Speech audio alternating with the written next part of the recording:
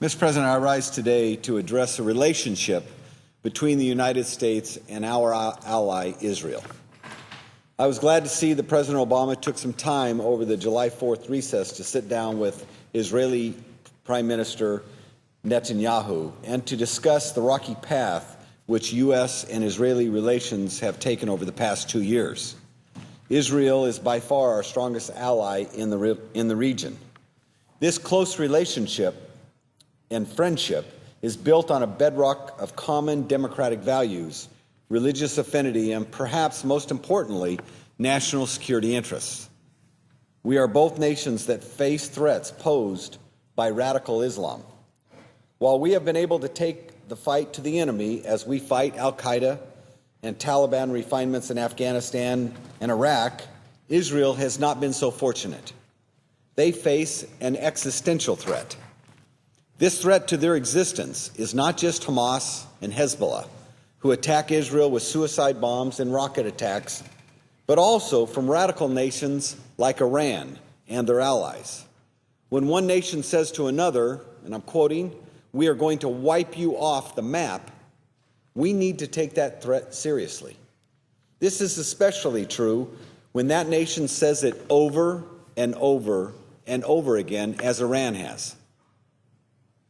As an ally, Israel should be able to count on us for support. This support is not limited to financial or military support, but also diplomatic and moral support. So when Iran says that they are going to wipe Israel off the map, the United States needs to stand up and say, "No, you will not." We cannot send mixed messages. That is why what happened at the 2010 Non-Proliferation Treaty Review Conference worries me so much. For when we fail to stand up for our allies on the smaller issues, they begin to question our resolve when it comes to the large issues, like their existence. You see, Mr. President, under the Non-Proliferation Treaty, there is a conference every 5 years to seek ways to strengthen the treaty and advance the goals of nuclear non-proliferation. At this conference, Secretary Clinton opened by stating that, and I'm quoting, "Iran will do whatever it can to divert attention away from its own record and attempt to evade accountability. But Iran will not succeed in its efforts to divert and divide," unquote. Additionally, a White House official was quoted in Washington Post at the beginning of the conference summarizing, "This meeting is all about Iran." Based on these comments, you would expect to see some reference to the fact that Iran and Syria are both flagrantly violating their treaty obligations. You would expect to hear that Iran has threatened the existence of another sovereign nation. You would expect to hear how Israel was forced to destroy a North Korean nuclear facility located in its backyard. You did not hear anything of this sort in the final document. What you did hear instead was the name Israel appearing. Now, I'm a little bit confused here. Why would we agree to a document that does not mention Iran or Syria, but does single out our strongest ally in the region?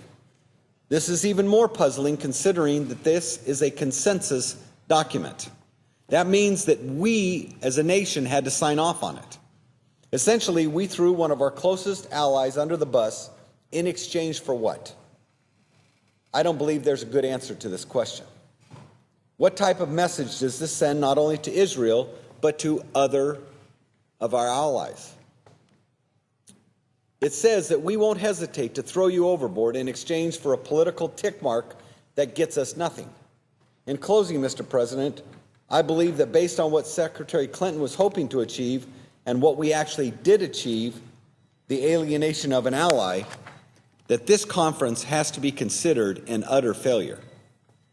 Some over at Foggy Bottom, over at the White House, and here in Congress need to realize how important our relationship with Israel is and start taking steps to strengthen that relationship instead of taking steps to weaken it, as we did at the recent Non-Proliferation Conference.